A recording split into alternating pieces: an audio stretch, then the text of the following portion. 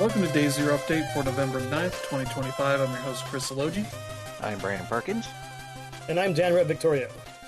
And yeah, we've got a big week of news as, let's say we've got 4 delays announced this week. One of which is basically just forcing the entire industry to reschedule a bunch of shit. Yeah. 4 games for seemingly a variety of different reasons, but Yep. yeah, we got that. We got a bunch of industry news, a new way to find out how much you've played games on a certain platform for the first time in quite a while, as well as let's say more not great shit is happening in this industry. Yep. We'll get to that, but before we do that, we'll talk about what we've been playing, and I'll kick it off here as I've been playing more Power Simulator. I am on a cool little job right now, set in the carnival area that I'm enjoying a lot, especially because the achievement for it has you partake in the ride. So the way that this game works with that kind of stuff, it doesn't work super well. Because this game doesn't like you sitting on things or trying to sit on things. Because if you put your couch in your little base area and you try and sit on it, you just like slide away. It's like, nope, we don't allow that, even though we've given you furniture to sit on. But yeah, I am still liking this a lot, still working my way through it. But yeah, not really too much else to say about that. I am nearly done upgrading my second of the medium duty washers. So hopefully I'll be able to get one of the higher duty ones that I think are the highest tier here. So looking forward to using those. But yeah, enjoying that a lot. Let's see. Also been playing more Halls of Torment on PS5 as I finally kind of put in the time to get the new characters in the map that are part of the DLC, the Boglands DLC, working, which is nice. It took a bit because especially one of them was collecting enough of these plants that you need to make new potions, which all are just ways of banishing items when you get an option to pick, upgrades or whatever, or refreshing the list, that kind of stuff. So nothing really too complicated there, but I had 5. You can get 2 in each area, and I'd gotten 5, and I need 11. It turns out at that point, generally unlocking a new mode called Agony Mode, which is essentially an escalating kind of difficulty mode. It starts at level 1, and you work your way up to potentially 5 by the end of the run. As it kind of throws more enemies and such at you. That seemed to be where I was going to be able to get more plans for that, so that ended up working out. The map itself is pretty cool, as you would expect. It's a very swampy map. With the big change from the way every other map works is that you are not starting at 30 minutes, a counter of 30 minutes that counts down. It starts at 0 and counts up. It's kind of an S map, essentially, where you're trying to survive as long as possible. The enemies are much tougher than your standard starting enemies. I don't think I killed one on my own until at least a few minutes in. My loadout has items that will have summons come in, some skeletons and some other creatures come in, and they did most of the work for me as I sort of explored the map. Has some other cool stuff going on where you find these like little pus balls that you can try to destroy. They take a lot of they have a lot of HP to them, so I don't know that I really blew any of them up until I figured out one of them had like a vein going through the ground that kind of went to this tree that was not too hard to defeat. but I think I had to go beat that up to then do the other thing. So there's a lot of little secrets like that into this map that is pretty neat. Has a bunch of new enemy types. There's insects, which are mostly all mosquito looking things that are very creepy. You get like zombies and some that are like boomers from the from most of your zombie games. They take a lot of damage, and then once you kind of uh, finish them, they blow up, so they can do damage to you or to other enemies. Bosses are uh, also tough. So I did not last more than like 18 or 19 minutes, something like that. For that, but alongside that map, you get two characters, the Crone and the Alchemist, I think it is. Both of these are kind of very untraditional characters. They're both not offensively minded. They don't do offense directly on their own. Crone essentially causes these plants to grow around her. That can be different kinds of attacks. There's one that like shoots little uh, ammo at enemies, a sort of a ranged attack. There's one that does like melee attack. One that kind of blows up. And I forget what the other one is. Might be one that kind of slows enemies down. So that's interesting, and so you kind of have this very slow character that has these other summons essentially for her. I've not played too much with her yet to see what's neat about her character. The alchemist is kind of similar, throws these like potion vials at enemies. It'll cause like a little patch of ice or lightning or something that will, cause enemies to take damage as they run over those patches. So that one's kind of a neat idea as well. But yeah, that's pretty cool. I've not played with the Bard, which is the free character as part of the update that came with the DLC. That one requires a little more work, but I'll probably get that here in the next few sessions I have with the game. But yeah, still enjoying this a lot. It's still really well done as I'm starting to unlock more of the deeper parts of the systems and seeing like higher tiered loot that I can't send up yet through the Well Keeper. So there's some other stuff going on there. But yeah, still enjoying that a lot. Let's see, I've been playing some American Truck Simulator because they still have their Halloween event going on here for a few more days that I'm working on. And anything they've done with this event is that it essentially adds a new area to go to, sort of like the Christmas map. They call this, I think, Brackenreach, which is sort of a spooky uh, Halloween, castle map kind of thing that is pretty cool. You kind of load into this area, the run point, and kind of have to go through this like branching, spooky forest kind of thing. That's maybe the issue I have with it is that it features a lot of tight corners where these are giant semi trucks. It's not really their forte of trying to squeeze through areas.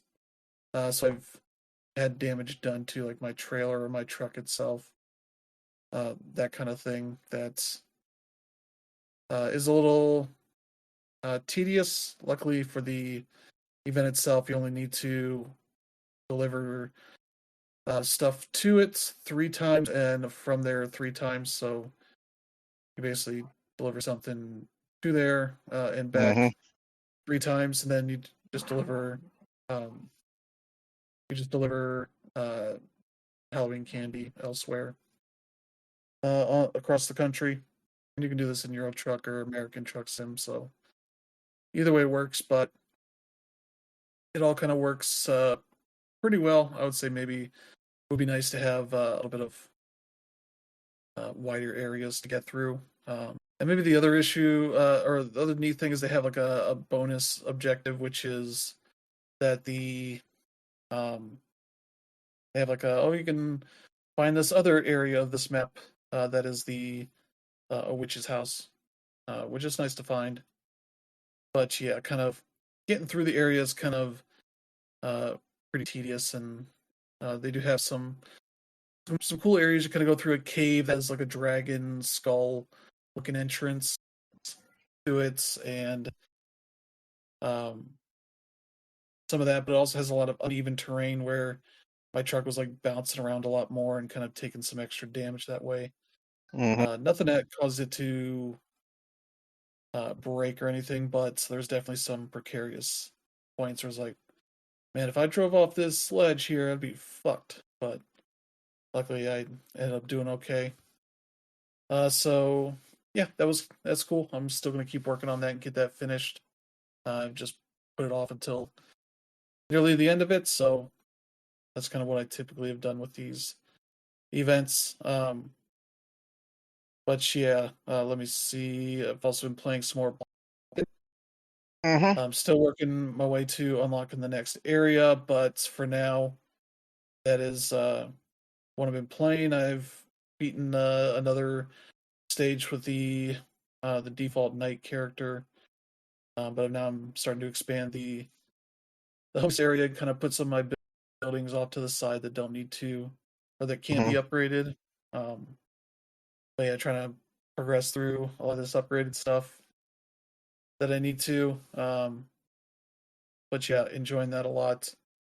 Uh, and yeah, not really too much else to add there. And then the last game I've been playing some more of is Clair Obscur Expedition 33. I have finished up the second area, the whatever the underwater area. Yeah. Beat the boss, which wasn't as tough as I was expecting it to be at a certain point. Also done a bit of fighting. Yeah. There's a side boss that beats that has like a trumpet. That's a real fucker. Oh, yeah, I remember that guy. I tried it once, got whooped pretty quickly, and I was like, all right, I'm gonna see. I had an IGN guide just to look for side things I might have missed. And Yeah. just catch up that way. And it was like this one. There's like a couple of tricks to it, and timing is the big thing here. And they kind of said like how the timing works, and like, all right, I still ended up with like one character dying, but otherwise managed to get through it. That one was tough. There's another side boss. I forget what they call them, but they're essentially these big giant guys that there's like a few of them you can fight. One that's really like a giant off in the distance, but you can like provoke it probably. I just ignored it. But it managed to swallow up two of my teammates.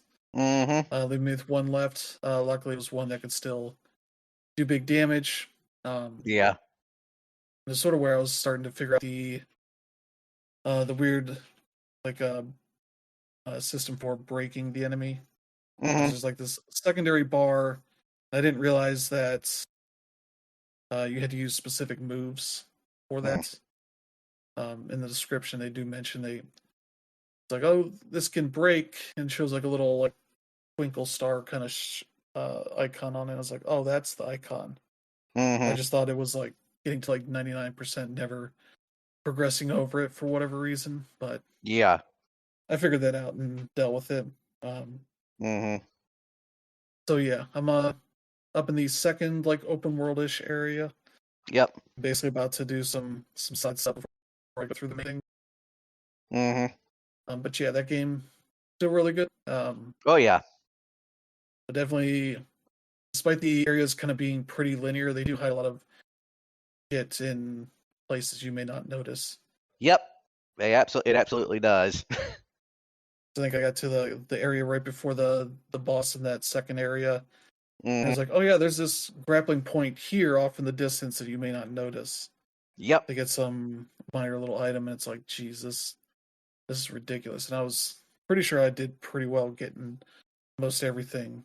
I was like, oh yeah, back in this mansion, there's like 4 of these little switches you would not think of as switches unless you like ran up to them.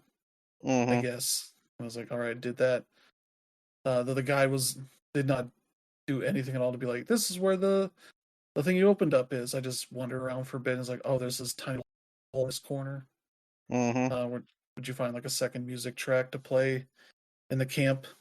But now I have the creepy dude in the camp to do some upgrade stuff, though nothing. I haven't done any real upgrade stuff just yet, other than using some of the points for the what are the Lumina points? Getting some extra ones for the main crew that I have right now. Yep. So it sure be nice to upgrade, hold a little more random things to put on there. So yeah, that's been what I've been doing. So how about you, Brandon? Well, as for me, I finished Silent Hill 2 last night, and got the Maria ending. Now, of course, everybody who's ever played Silent Hill 2 knows that it's one of those games that kind of bears replaying because, the game's got multiple endings. So I'm probably going to go back and do some stuff like that. But yeah, that game just right up to the very end is just really good at, just the sense of atmosphere, just making the whole thing just really tense from beginning to end. Not like the original game wasn't very tense. It absolutely was. But with the remake, they managed to take it to a whole new level. Among other things, the fact that because it's like completely 3D, and like the original Silent Hill 2, it's kind of hard to explain. Part of it has to do with the fact that some of the enemies in this game have abilities that they didn't have in the original, specifically the mannequins. There's like a variant of them that they introduce halfway through the game that can actually like climb up walls and drop down from the ceiling on you, which is both terrifying and kind of annoying. I won't lie. And then there's also like where they've got one class of enemy, but there's a whole bunch of them now. What are called the Mandarins, which are like these. They're these like I think in the original, if I remember correctly, you only run into them like a few times, because they're essentially like these things that like and they usually show up when you're like walking on ground that's made up of like a grating, and they essentially like have like these sticky hands that they use to hold on to the grating underneath it and attack you. But in the remake, there's a whole area where you basically have to put all of your stuff aside and essentially completely unarmed have to navigate this area while these things are like stalking around the area, like attached to the ceiling and everything. It's really nerve-wracking.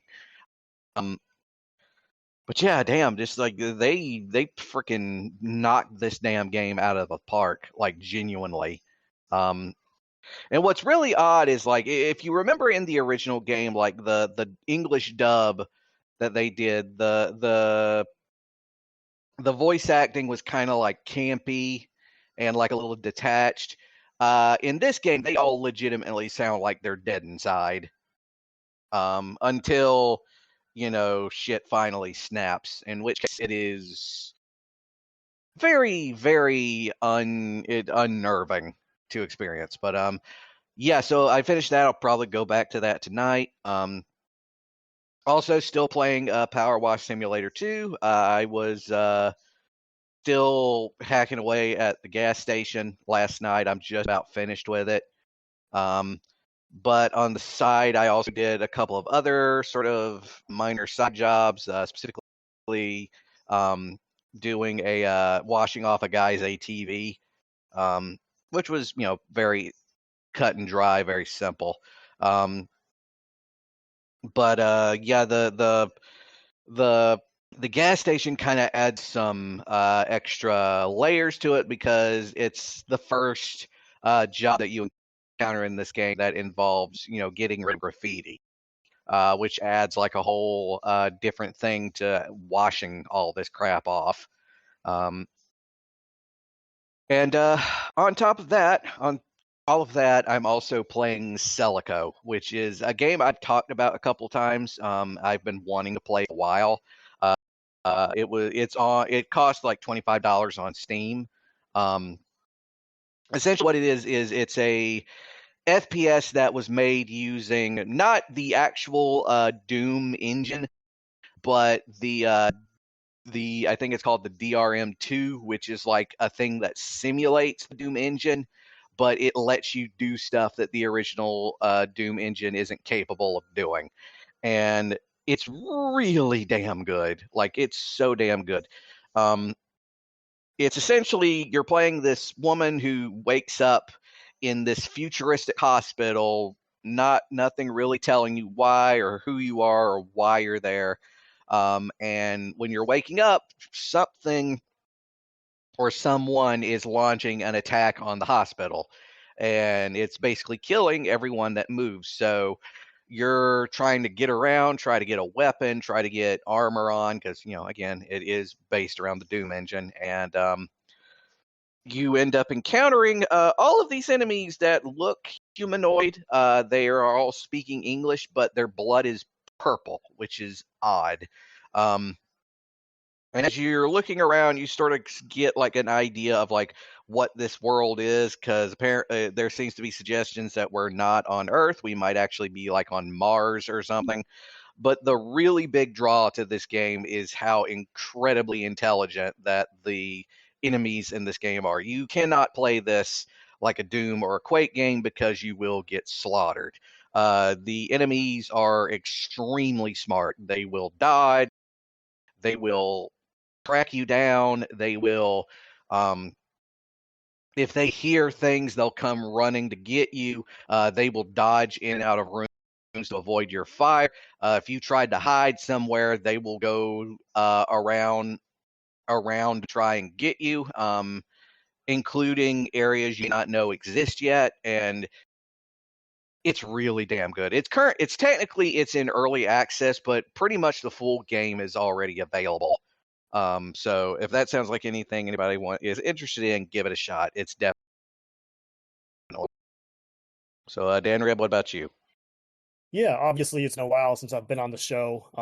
Played a lot of stuff though, so I'll just go ahead and start with what I'm currently playing. I'm playing Dispatch. I Mm-hmm. am really looking forward to the way it ends. For those of you who like don't know how it worked, I think Press was given like the first four chapters when it first came out, and then Mm-hmm. PS5 stuff came late, so I didn't get any. I didn't get any advanced chapters early. So I've pretty much been playing just as we go here. And you know what? I don't know if I like what I play. Like the Telltale games are very much in my wheelhouse, but the reason why I don't know if I like what I'm playing is just because it took a little too long for me to get invested. And the main reason why I got invested was because each episode of the game is like 30 minutes long. They're really, really short. The Telltale games and Life is Strange, they were all like 2 hours each episode. These are a Mm-hmm. whole lot shorter, so they're definitely a lot easier to take in. So to just talk about what Dispatch is, basically you're this hero Mecha Man who all of a sudden loses his suit, or not loses his suit, but it's he becomes overpowered and loses a battle, and then all of a sudden he is recruited by this group who is pretty much tasked with dispatching superheroes out to wherever they have to be. So think of the government in Invincible, and like that's who you are. You don't actually do anything special aside from being the person behind the computer. That Mm-hmm. being said, like there are a lot of fun performances here from the voice cast. You have Aaron Paul, you have um, Laura Bailey, you have Alana Pierce, and yeah, like all do an excellent job, like so good to the point where like I can't even tell like these aren't trained voice actors doing their thing. So yeah, I mean, when you Mm-hmm. have critical roles help, there's definitely going to be a lot of support here, and it's pretty awesome in that regard. That being said, I'm a big Invincible fan. I like superhero stuff in general. I just have a little bit of superhero fatigue, and I don't know if it's that or it's just I don't really want to learn about any new characters. But one pretty cool thing that it does is the actual stuff that you do behind the computer. And Mm-hmm. yeah, like I said, like you're just dispatching certain heroes to help out with some situations, whether it be a cat being stuck in a tree, that basic stuff, or a bank robbery and things like that. Hmm. And you're tasked with managing the Z team, the worst of the worst, and like you're pretty much also required to like fire somebody on episode 2 or 3. I forget which one it is. But yeah, like it's been enjoyable, like getting to know like the little uh these enemies who came here trying to make life work. And the cool thing is like they don't know who you used to be. So there's always like that common thing here. And the reason why I'm not a fan, or I'm sort of not liking what I'm playing, is the fact that I don't think the decisions I'm making really are mattering all that much. There is like one pivotal decision you make, like in episode 2 or 3, and that's really just based on like having a romantic relationship with a couple characters in the game. I don't want to go into exact detail about who these people are because it's really the only decision you make. But like that's my issue here. Whereas with games like The Walking Dead or Life is Strange, oftentimes the last decision you made ended up being the most pivotal one, and you don't really have that sort of thing with Dispatch. That being said, they do a really good job of making you care about the next episode there. Like they do a good job of making it feel like it ended. It doesn't quite hit that anime thing where, oh, the episode's over, god damn it. Like they they, they do a good job making you feel settled with that ending. But yeah, the gameplay loop pretty much revolves around just making decisions, doing the dispatch point, and then there's the whole hacking mechanism where you pretty much have to like solve these unit maze puzzles where you have to go from one end to the other, and it's really hard to explain it, but basically you just have to like follow a bunch of keywords on the screen and making sure that you're avoiding things. Like this is probably like the one thing in the review that I'm going to have trouble writing because I really have trouble explaining what it is without a video in front of me. But yeah, so Dispatch is solid. Definitely looking forward to the last 2 episodes coming out this Tuesday. Uh, Next up is Goodnight Universe. This one comes out soon. This embargo is Monday, so I'm hoping that we're people. But yeah, this one is um pretty interesting game. It's in this game you pretty much use a baby, and the baby is smart and it's sort of a psychic. So you you pretty much live the way a baby is supposed to live. You worry or like just think about the things your parents or the people around you are saying, but at the same time, it's like you're smarter than them. And then eventually, like you find out that you sort of have an ESP. So it kind of feels like what's that one David Cage game, Beyond Two Souls, where all of a sudden Hmm. like you're just like confusing or taking over things in the background and scaring the people you're with. And yeah, like it has an interesting way to go about it with its gameplay loop. The problem is, as you get towards the end, something happens which drastically puts the gameplay to a halt. Um, and what you're doing here is like basically a whole lot of text on the screen, and you're just unhighlighting it because basically it's a whole lot of um, stuff that the government was hiding, things like Hmm. that, the redacted documents, and you're just like taking off all of the censored stuff. And it does this for about 15 to 30 minutes, and I'm like, yeah, I'm not even playing a game here. Like it's worse than Telltale games as far as like just trying to go through the motions, and that kind of made it falter for me. That being said, like there's a whole lot of creative choices here.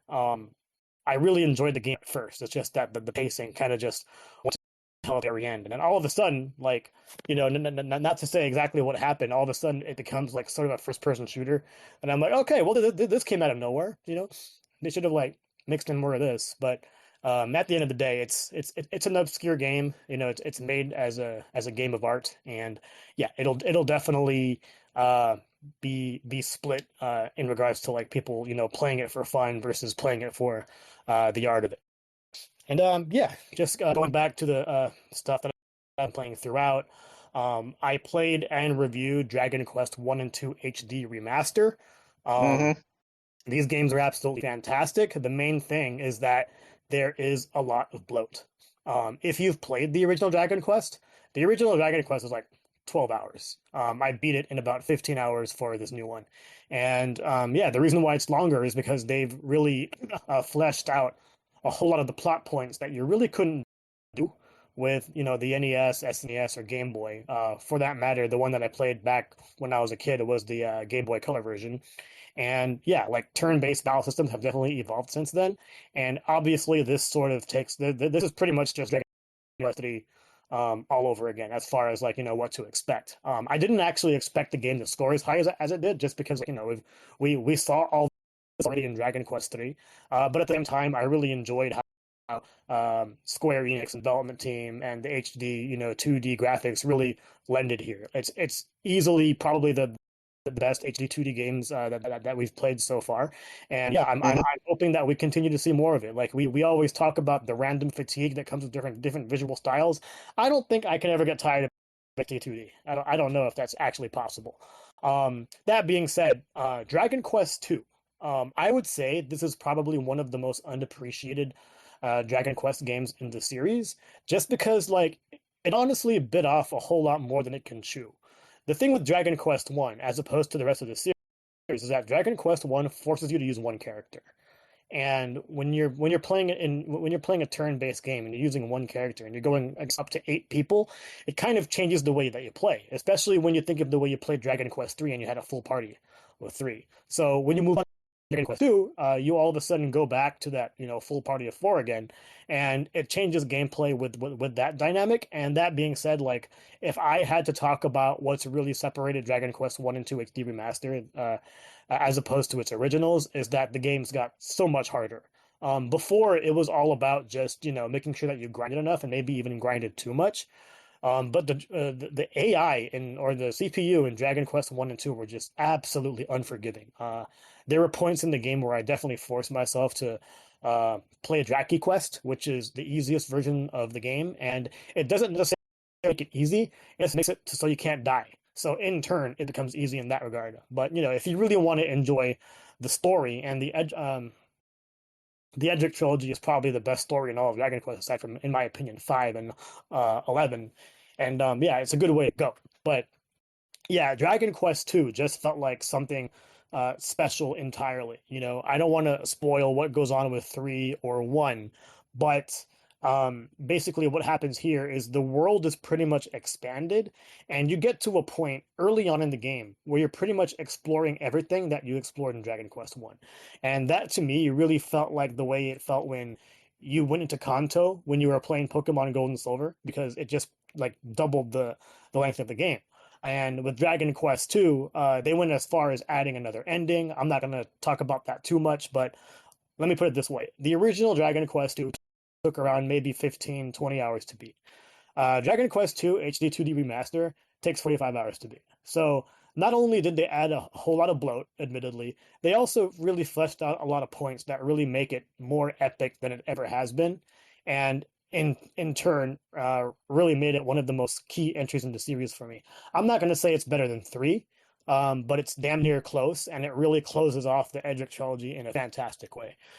So yeah, like Dragon Quest 1 and 2 HD 2D remaster definitely hit for me. I did not expect it to, score as highly or higher than 3, but that's exactly what happened, and I'm glad, because Dragon Quest does deserve to, have its monolith with JRPGs. These are the original JRPGs, and I want the Expedition to 33 crowd so much to play this game and realize that, turn-based RPGs never died. You just didn't play them. But yeah, moving on.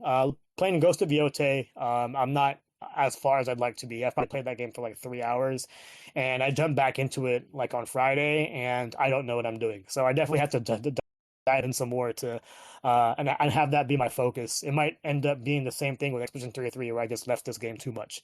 Ninja Gaiden 4. I played early. Lee put out like a 5,000 word review on it, which is fantastic. Read every word. And yeah, like I agree with pretty much everything that he said. I never beat it yet, but I could definitely tell that this game was more platinum than you would expect. And at the same time, it's more Ninja Gaiden than you would expect, because you use a totally different character. and the end result is something that's really, really fun. But at the end of the day, it's hard to really understand what it is. That being said, it's still really, really fun and probably. Um, I would definitely say it's worth the Ninja Gaiden 4 moniker. I don't know if the situation will change with this series moving forward, but yeah, this is definitely an awesome way to cap off the Year of the Ninja. I've also Yeah. played a little bit of Keeper. Keeper also came out on Xbox, free on Xbox Game Pass if you have it. And yeah, another fun one from Double Fine, but it's also like unlike anything you've ever played out of Double Fine. Like it plays like a simulator with a whole bunch of like different puzzle elements, and I um, definitely appreciate that kind of that. And then there's one more thing I'm playing that I can't talk about for a while, so that's pretty much it. All right, so yeah, let's get to some news. And first up here is a big update for the PlayStation Portal. It Mm-hmm. now has official cluster support. That's been in beta for about the past year or so. And yeah, they've done a big update for that stuff. You can stream the games that are on the PlayStation Plus game catalog and classics catalog without needing to use, remote play to directly connect your PS5, which is nice. They also allow you to stream games from your PS5 library. So if you've bought a bunch of games, they have a bunch of those, which they have a link to see the full list for that. Mm-hmm. And it is pretty substantial from what I saw. Yeah, about 2,800 games there, including some that aren't even out yet, but will be ready for it when they launch. So that's cool to see. They've also done a bunch of UI updates from what it seems here to make it easier to know where you're um, getting your stuff from, all that kind of stuff.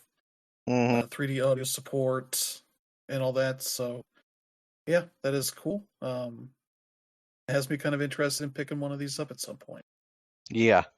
Yeah, it's definitely a pretty awesome and substantial update. I will say that I've had one for more than a year now. I haven't used it as much as I thought I would. However, there were some games streamable that weren't even out yet. I mean, I had them because of early review code, so like that's also pretty interesting. But yeah, definitely a cool update. It might even make you want to consider getting one of these if you don't have a PS5. But at the end of the day, it's cool stuff here. The reason why I don't use it as much as I would like to is because for some reason or another, it I don't have the best frame rate or performance when I'm at home. Funny enough, when I play at a place like Florida or like, anywhere not in my house, I get a much better connection and I can't tell you why because, it makes no sense. But it is what it is. And it's weird because I had better performance from my backbone at home, but I couldn't use my backbone away from home. So I don't know what's wrong. Yeah. Mm. But yeah, and to be clear, you need a PlayStation Plus Premium for the cloud streaming stuff. With that, so, but yeah, if you don't want to do that, you can still do the remote play Mm-hmm. locally without it. But yeah, so yeah, that seems neat and has me keeping an eye out on potential Black Friday sales or anything like that. So we'll see how that goes. But yeah, that was some cool news to see. Let's see what else we have here. Yeah, we got some DLC for Atari 50. The Mm-hmm. anniversary celebration is finally happening. The Namco Legendary Pack will be out on the 13th here for $8. Mm-hmm. It seems like a pretty solid price. It'll add a few games to the collection. Dig Dug, Galaga, Galaxian, Pac-Man, and Xevious Mm-hmm. for the various platforms they have here. But it'll also add some more interactive timeline stuff with interviews, archival documents, photos, and more stuff like that. But yeah, full list of titles here. They have Dig Dug for the 2600, the 5200, the arcade version, the Atari 7800, and the Atari 8-bit version. Galaga for the 7800. Let's see, Galaxian for the 2600, 5200, Atari 8-bit, and Pac-Man for the 2600, 5200, Atari 8-bit, and Xevious for the 7800 and arcade versions. And yeah, I believe the Pac-Man for the 5200 is a new version, I believe. Because the original was a 2600 version. That was pretty bad. But they've gone back and worked on a newer version that should play and look better, much more like the original versus what that 2600 version was back in the day. Mm. So yeah, that's a cool additional DLC, and yeah, Oh yeah. for a very cool collection too. So, Mm-hmm. but yeah, there you go. Let's see. We also got first of our delays. Unbeatable was supposed to be out this week, this past week, and sort of hours before the game was supposed to come out, they delayed it to December 9th, saying that here, why would you put out a Q&A basically saying, why would you only tell me now? They say because the decision was only made a few hours ago. So Yeah. really, I'm writing this right after the meeting where the decision was made. We're telling you this as soon as we can. Mm-hmm. As for why, QA hit a low repro progression blocker last night that's serious enough it's considered unreleasable, and that fixing this would require pushing the console release date back because of certain timelines. Mm. And not fixing this is, well, we refuse to do that. We're fixing it. So yeah, as they mentioned, they're going to skip pushing out a month or so here. It means they're going to try to skip past a number of other games that are coming out later in this month or early December, which early December is starting to pile up with releases. So yeah, they're kind of putting it out in a more advantageous position right before Christmas. So hopefully that works out for them. But yeah, kind of wanting to not put it out with a big bug in it that could potentially affect, thousands of people Mm-hmm. in their audience. Seems like a smart reason to do it. Because, that's kind of stuff that can give the game a reputation for being a broken mess. Yep. Mm. That's a shame, but we'll check it out next month then. Yep. Yeah, it's definitely rough to hear, especially when you come across something like that at the very last minute, and I mean very last minute. Normally you shouldn't be allowed to do something like this, but given the fact that they're an independent, there is some flexibility here.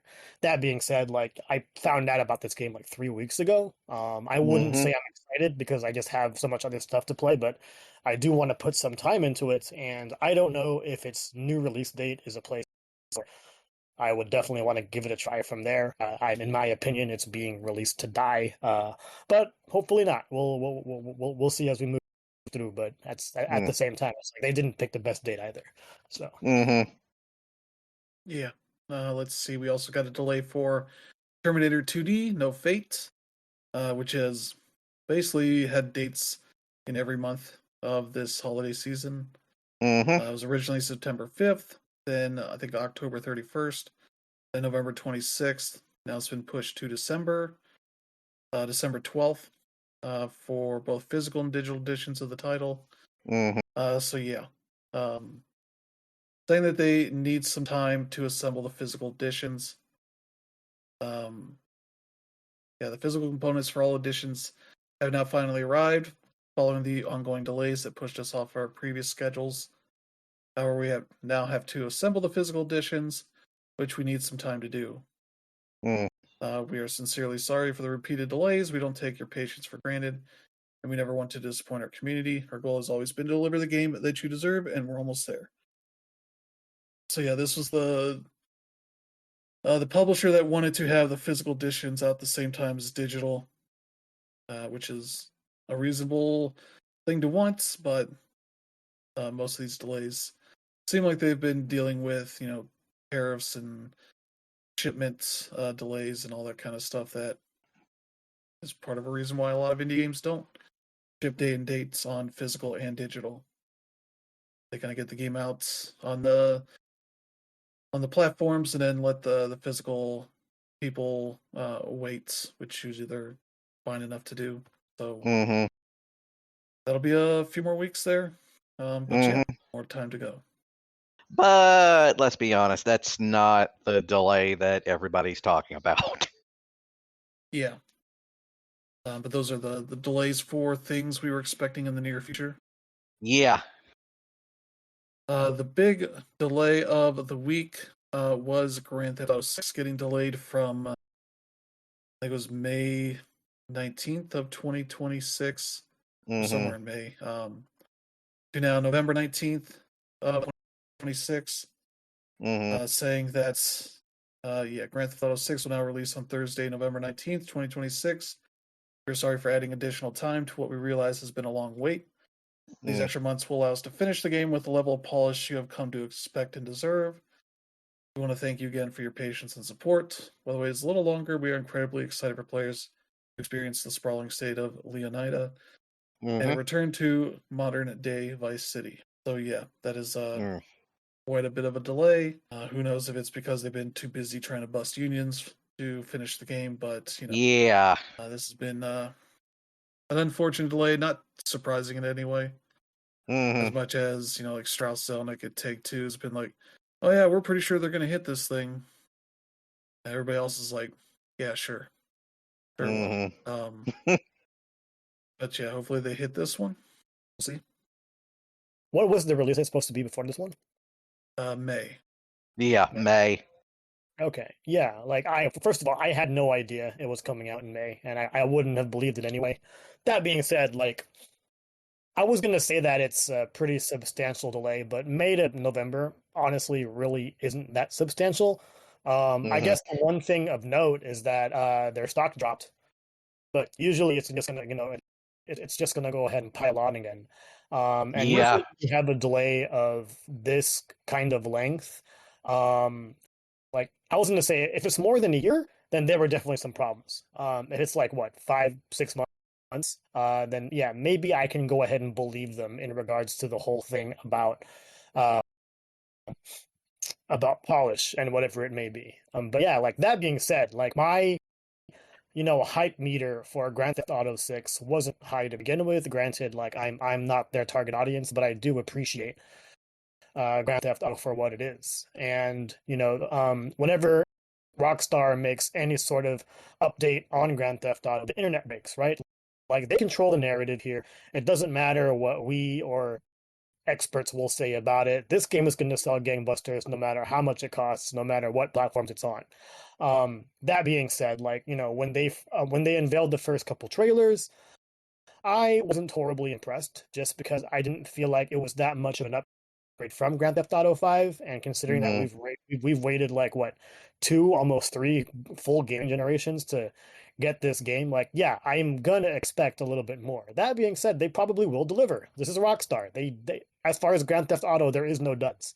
Um, yeah, the main thing here though is that when you delay a game this much, that just means that a lot of dollars, whether it be salary or advertising or marketing or continued production, it just means more is going to be used, which means that they're going to expect more once the game actually comes out. So that pretty much fuels the fire for me in regards to the game being more than $100. Grand Theft Auto Online not launching with it coming later, things like that. And the way I look at it is it's an extra few months for these people to not worry about their jobs, because as we've seen, a lot of successful releases have come out and people got laid off anyway. I'm hoping that is not the case with Rockstar, but again, like this is a company that completely owns the narrative, and hopefully they have the right people riding this ship, because there are a lot of people excited about this, and I hope it works out. And I know that I'll be excited when it actually does come out, but at the same time, like I am totally happy playing other things too. Yeah. So yeah, there's that delay, and then our last delay here, Marvel 1943: Rise of Hydra, has been delayed beyond its early 2026 timeframe. So now it just does not have any sort of time frame at all. Which is not too surprising. I don't think we've really seen any sort of gameplay out of this, so it's not Yeah, we felt really like a haven't. game that was coming anytime soon. Yeah. So yeah, this still feels like a nebulous release here, and also being part of Skydance, which now Mm-hmm. owns Paramount and all that. I wonder if that feeds into any part of this at Mm-hmm. all. But yeah, I wish the developers the best on this because it certainly is not an easy project to continue to work on, especially even veterans like Amy Hennig, who's leading this project, and yeah, she has not had much luck in her work post Uncharted. No, she hasn't, sadly. Basically, every project she's headed up to this point has been canceled for some reason. Yeah, that being said, has Amy Hennig actually shipped a game since then? No, No, sadly, she hasn't. Yeah. We know exactly how talented she is. We know what kind of a leader she is, but at the same time, it's like she has gone through, the haymaker with all of the bad luck possible.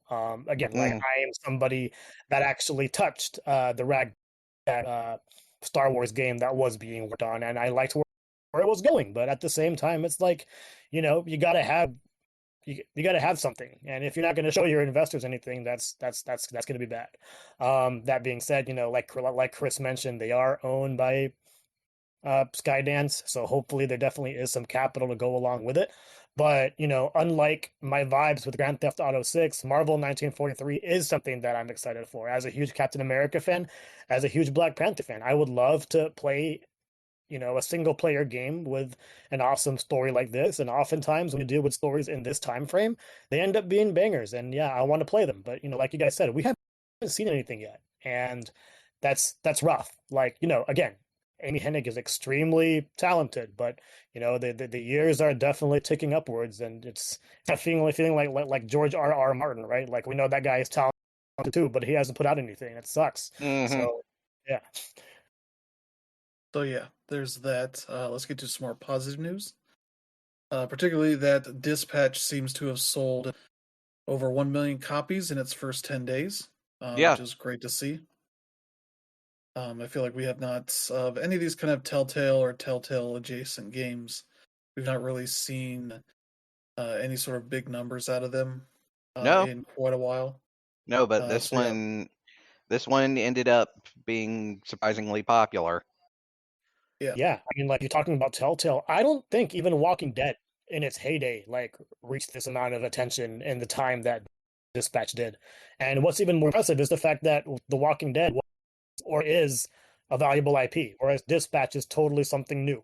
And you would think, like I said, with the whole thing of superhero fatigue, that it would affect it too, but it clearly hasn't. I have definitely seen this on all my social media feeds, and it's cool to see. yeah. So yeah, that's something I do want to check out. I'll probably wait till they're all out hmm um, to check it out, and it'll probably be on sale maybe around the holiday season. So that seems like the best point for me. But yeah, that is cool to see. Mm. Let's see. Let's get to some Nintendo news. Particularly that they put out a new app on your phone devices that is called the Nintendo Store app. hmm That's along with letting you view the Switch store and all that. It also has kind of tucked away in there the ability to view your play activity, um, particularly for not only the Switch and Switch 2, but also 3DS and Wii U games as well, and sort of making that a um, neat and comprehensive way to find that stuff more than they've really done in the past, especially on hmm the Switch, where it's kind of this is vague level of time in your like profile that can easily be kind of messed with and all that. So yeah, I remember checking it out. Where this is on the app, I think you have to go into your profile. There is yeah, right down at the bottom. There's a play activity section that can let you see like recent things you've been playing and sort of tell you the time frame you've been playing them in, amount of hours and days you played them. They can like go through and tell you exactly how much you played in each Mm-hmm. session, that kind of stuff. You can also see for total time played, which mine are the highest ones I have are the Wii U and 3DS eShops. Mm-hmm. Because I would just leave my DS on while looking through the eShop when they started having sales and such, kind of just checking that stuff out. Like the Wii U one, I have it over 800 hours, Mm-hmm. and 550 hours for the 3DS eShop. But for my actual games, I have Fantasy Life at just over 200 hours, like Animal Crossing's over 100 Mm-hmm. hours. So not really that much specificity, but you know, that would be the next thing I would want is just tell me the exact amount of time. Mm-hmm. Because I clearly can tell you that, but they don't want to. Mm. But yeah, that was a cool thing I saw, and something you can check out, see where you put all your time into. Mm-hmm. Yeah, I haven't really gotten a chance to like check the whole thing out yet. I have downloaded it, but at this point, Nintendo has made so many apps, and I'm like, oh, I wish you would just combine them all. But I totally understand why they're making them Mm. all separate. Yeah. So yeah, there you go. But yeah, speaking of Nintendo, they've also announced their sales numbers, and particularly that the Switch 2 in 4 months has sold just over 10 million copies or 10 million units. Mm. In 4 months, yeah, which is a big deal. Mario Kart World has sold the vast majority of those, 9.57 million units sold. So yeah, Donkey Kong Bonanza pretty just under 3.5 million. Um, yeah, it's not a huge size. It's selling well, especially because it's seems to be in stock to such a degree that we've not seen for consoles, this early on. Mm-hmm. Yeah. Um, Even some of the other ones like the PS4 and the PS5 and all that, like they still had supply issues for a while. Mm-hmm. But Nintendo seems to have spent a lot of their time getting these produced and have been able to get some uh, impressive numbers here. Mm-hmm. Because I think they're saying that it's double what the Switch was able to Mm. at this point in its own life uh, uh, after its launch. So, which is not a huge surprise. The Switch definitely had a lot of issues with that back when that launched. So yeah, good on Nintendo finding a lot of success in essentially selling people a more powerful Switch to play better looking games and all that. So yeah, there you go. Yeah, again, like there are definitely some there are definitely some how do I put it uh misunderstood stats here. Like I think one of them was the whole 84% thing, and that's really just that 84% of Switch 2 owners did own a Switch 1, so they upgraded from Mm. there. It's not that 84% of Switch 1 owners went to Switch 2 because we wouldn't the numbers wouldn't add up otherwise. But yeah, it Yeah. also is a testament to the fact that this is what happens when you keep something in stock, Maybe it's not in the news because it's not sold out, but people are buying them because they definitely wanted a more powerful Switch, and exclusives matter. So, Mm. yeah.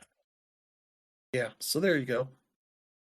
Let's get to some more bad news, particularly for Rockstar Games, who has said that the 30 or so developers that they laid off last week, who uh, were accused by the Independent Workers Union of Great Britain of union busting because they were all from the same, I think, Discord channel about discussing union stuff. They responded and said, let's see, last week we took action against a small number of individuals who were found to be distributing and discussing confidential information in a public forum, a violation of our company policies.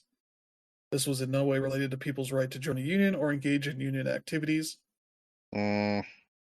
which seems like they, I don't know what what specifically they were discussing. It seems like they were probably getting busted for talking in a Discord channel Mm, for this unionization potentially of company information, maybe confidential stuff that was only being discussed in that channel. I don't know, mm, but also very convenient that all of these people were part of that Discord channel. So mm-hmm, as much as they want to say it had nothing to do with union stuff, it mm, seems a hell of a coincidence that they were all members of this Discord channel. So yeah, I don't know that I believe them to this degree. It mm, just seems like they found some weaselly language here to shield themselves from further mm-hmm. criticism. So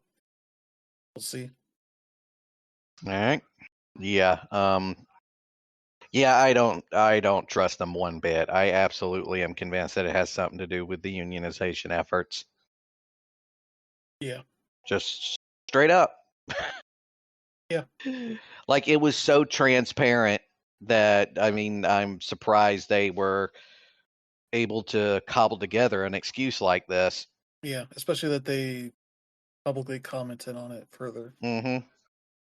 It's typically a Rockstar thing not to have to follow up on things like that. They're like, oh, we got rid of these people, and that's it. Mm, But yeah, so there you go.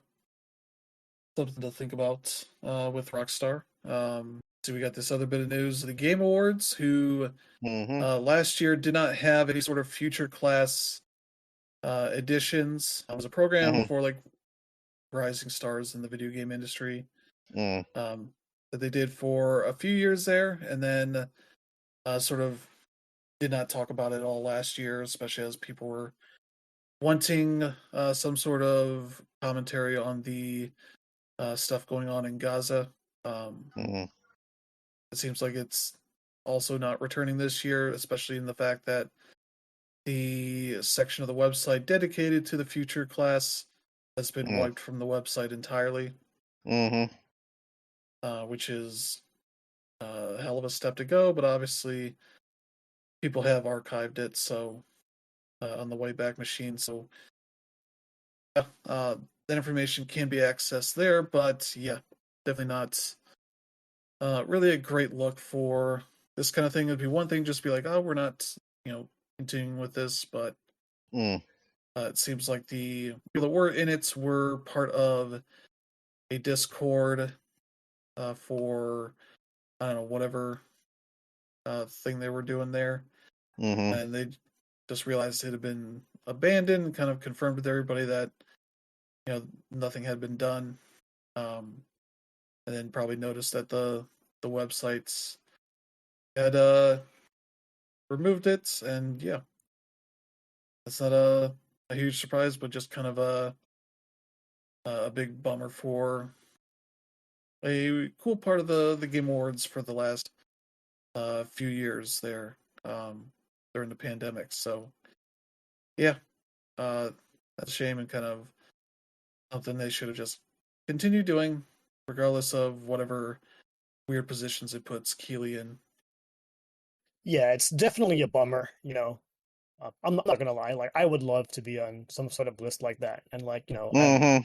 I would be lying if I didn't say like a lot of the uh, stuff I do, like I would definitely love to be acknowledged, like who wouldn't, like but yeah, taking the selfish part out of it, like uh, the Game Awards doesn't lose anything by getting rid of a program like this.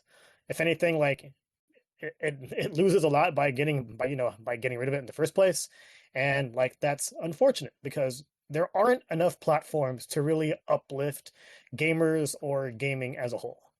I get that this whole thing is a celebration of games to begin with, but at the same time, it's like you do definitely also want to celebrate marginalized things in the industry, and that's obviously something that Keeley has tried to do, especially looking back at things like SGF, where he promotes the games that were made by one person or whoever it may be. Last year, they didn't have, at least from what I've been told, they didn't have the future class because they wanted to focus on that lifetime award that was awarded to Amir Satvat, the guy on LinkedIn who um, pretty much led the effort to try to get people laid off in gaming, another spot in the industry. And yeah, he was totally deserving of that. And if I was on like the panel, I would totally agree with the reasoning behind not doing a future class for 1 year. But like that being said, like as I mentioned, there are a whole lot of causes, there are a whole lot of gamers that really put gaming in a really positive light, and it would definitely benefit the Game Awards, especially when he's going to spend so much time like um, going through rapid fire categories and things like that to promote things that don't make any sense or are obviously there for an ad. Like, the Game Awards is probably like the number one thing now in regards to creating hype for more games in the future. But at the same time, like I do think there is more room to really celebrate the industry as a whole. Like looking at the people on Discord and what they were complaining about, yeah, it's totally valid. If you're going to put some of the most outspoken people in the industry who actually promote positivity in one Discord and then all of a sudden alienate them, that's not good. I definitely do have some friends who are um on the future class. I worked with one directly as a part of Mm-hmm. EA when they did it 2 years ago, and I asked him like how cool it was, and he said while it was an honor, they didn't actually pay for anything. They gave him a discount on a ticket, which is not ideal. And with us, like we're press, right? Like I went to SGF like for free. It's not the same thing with the Game Awards, and I don't know why. And like if you try to apply as press, they'll tell you, "Oh yeah, we don't have any seats." But then if you go on their website, they are not sold out. And the reason why they are not sold out is because they are really really expensive. Like tickets to the Game Awards over $300 for a really good seat. And there are times where I'll pay it. Like for example, this might be a year just because like I really want to see Expedition 33 and Donkey Kong Bonanza performed in the orchestra. But like I am I'm I'm a one center there. There's plenty of people who don't understand why you'd want to pay to go to a thing like this, and it's really Mm-hmm. unfortunate. Yeah. So yeah, that's your update on the Game Awards. So that thing is still happening for next month. So we'll probably be co-streaming it to tell what's going on there. Mm-hmm. But yeah, for now, that's your update on the Game Awards. Yep. Let's see here. We got some Square Enix news. First off, they are laying off a bunch of people as part of their restructuring. They have this big plan that seems like they're shifting a lot of their publishing business and such to Japan. And so these are a lot of people in the UK and the US who are currently being notified of their pending redundancies. Hmm. The exact number is not known. That's it seems like about 137 jobs are presently at risk in the UK.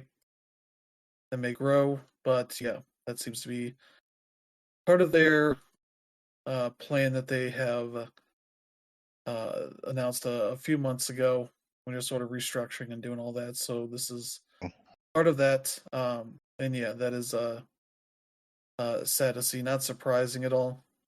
They've kind of gotten rid of most of their Western studios Yep. for all that stuff. So yeah, there's that. And then I'll just right into the other thing here, which is that part of this plan also seems to be probably shrinking their QA teams because they plan to offload 70% of their QA and debugging work to be done by AI by 2027. Yeah, that is totally not something that is going to blow up in their face in the future. Yeah, especially because a lot of QA definitely requires a human that understands what exactly they are looking at and what sort of things they are expecting to be happening here. Mm-hmm. Kotaku article here highlights somebody on Twitter who has worked in QA and sort of shows a lot of the sort of specificity in a lot of this stuff. How you need to be able to look at this with a bit more thought to it that AI is not going to. We'll see, but yeah, this definitely does not seem like a foolproof plan. Mm-hmm. We'll see, especially as they get games tested out through that program. Because yeah, that seems like something that is going to result in a lot of people in QA even harder to Mm, make up for AI with potentially false reports and whatnot mm, to it. So yeah, there you go. That's your Square Enix news of the week, and both are not great. mm, mm. So yeah, there you go. I'm telling you, I'm telling you, it's gonna bite them in the ass later on. Yeah, Mark my words. yeah. But yeah, let's see here. We're gonna end on a bit of a lighter note. The Video Game History Foundation has posted about their archival of some uh, MLB Slugfest 2003, uh, yeah, like audio and documents and such that show a bunch of unused voice lines from the game that were rejected by the MLB. Some for very obvious reasons, some of which for uh, things that probably age even worse than maybe it did back then. They have a doc here of disapproved audio. It has a bunch of funny and kind of mean jokes in here, Mm, in some interesting ways. Some of the stuff that definitely doesn't hold up. There's a lot of uses of the word sissy and stuff like that. But yeah, let's see here. Let me see, where's this at? Yeah, Jimmy, did I tell you that they keyed my new beer 6 times this week? Thinking of mm, hiring a sniper service I saw advertised in Soldier of Fortune. Let's see. Enjoying some smoked whale meat up here in the booth today. I don't really care for it, but I can't stop eating it.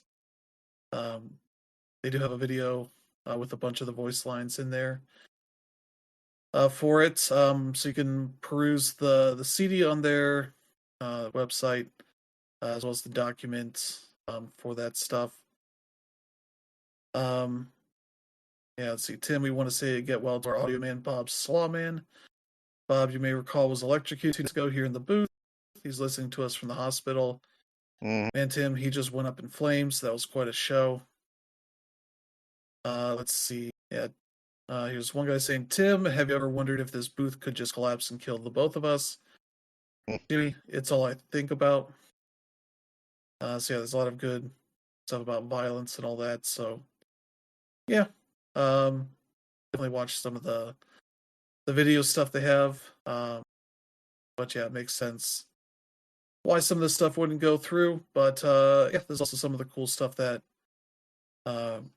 it would be cool to see from more of these games of this type. That a lot of content is made for games that don't release, and it would be nice to see some more of that and get a better idea of sort of all the work that kind of goes in, because you just see sort of the end product and maybe don't always realize how much more stuff was made for it that just ends up getting cut for various reasons, especially in this kind of case where the MLB company decided, like, no, we don't want these super violent or super sexist. Just, I'm sure the ones that made it into it are plenty violent and sexist. So yeah, Mm, there you go. Some fun stuff to check out there, along with everything else the VGHF has in their archives. So still some fun stuff there. mm-hmm. But yeah, I think it's going to end up doing it for the show this week. Thank you to Brandon and Danner for joining. Always. We'll be back next week with a new slate of news and games to talk about as we uh, kind of quickly run it fast into the holiday season here. Because Thanksgiving is like 2 weeks away, and Mm-hmm. that's weird because it just Yeah. feels like it was 2 months away not long ago. And now it's right here. So yeah, that is going to end up doing it. Double checking what we might have out this week. Yeah, Goodnight Universe, Luminous Arise, Possessors, Rue Valley, Winter Burrow, Gigasword, Inazuma 11, Victory Road, PUBG Battlegrounds for PS5 and Xbox, Ren Sport, Yakuza Kiwami 1 and 2 for the Switch 2, Call of Duty Black Ops 7, and Where Winds Meet. And yeah, I think the other one, Escape from Tarkov on PC. So yeah, bunch of stuff coming out this week. Things to keep an eye on. So yeah. Thank you all for tuning in. If you enjoy the show, let friends and family know. They should check out the podcast and select strangers that are also interested in things coming out here in the near future as the holiday season is about to overwhelm us, and Black Friday sales that are kind of already happening, but also not happening just yet. Yeah. But yeah, thank you all for tuning in. Hope you have a good week ahead. We'll see you all next time. Have a good one. Bye. See you.